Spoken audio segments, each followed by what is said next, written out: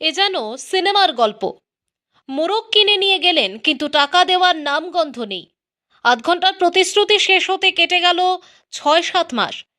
শেষমেশ আর অপেক্ষা না করে এলাকাবাসীর সহযোগিতায় অভিযুক্ত যুবককে ধরে পুলিশের হাতে তুলে দিলেন মোরগের মালিক।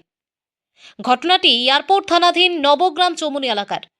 অভিযোগ, রাজনগরের গান্ধীগ্রাম এলাকার বাসিন্দা সঞ্জয় শীল কয়েকজনকে সঙ্গে নিয়ে গভীর রাতে নবগ্রামের বাসিন্দা নারায়ণ চক্রবর্তীর বাড়িতে এসে প্রায় ৯,০০০ টাকারও বেশি মূল্যের মোরগ কিনে গাড়িতে তুলে নিয়ে যান।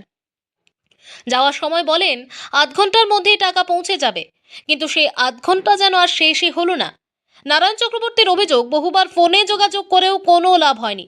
এয়ারপোর্ট থানায় লিখিত অভিযোগ দায়ের করলেও দীর্ঘদিন কোনো কার্যকর ব্যবস্থা নেওয়া হয়নি বলে তার দাবি।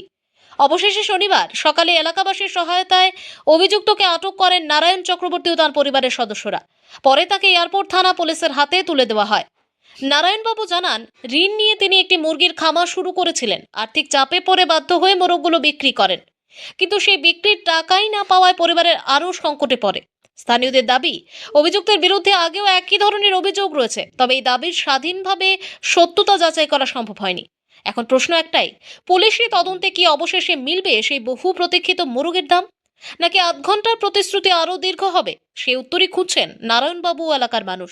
আগরতলা প্রতিনিধির রিপোর্ট, প্রতিদিন ত্রিপুরা। আমরা বাড়িতে আইসে রং খেলার আগের দিন, দুলপুর্ণির দিন, রাত্রে 8টার সময় মুরগি নিছে পাক্কা ৯,৭৬০ টাকার মতো। তারপরে হ্যাঁ কইছে যে দোকানে টাকা দিয়ে যাবে, তারা আমরা হ্যাঁ রাখছি না, আটকাইছি না, হ্যাঁ দোকানে না ডাইরেক্ট গেছে।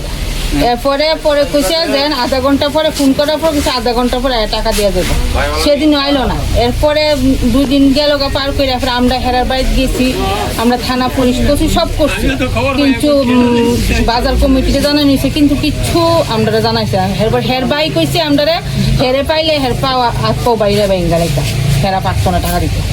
কিন্তু এটা তো আমরা লেগে মনে করি, আমরা তো গরিব মানুষ, কটা মুরগি পালছিলাম টাকার লেগে, আমি লোন লইয়ে টাকা মুরগি তুলছিলাম। তারপর এই কাজটা করছিলাম। হয়েছে তো মার্চের 3 তারিখের ঘটনা এটা।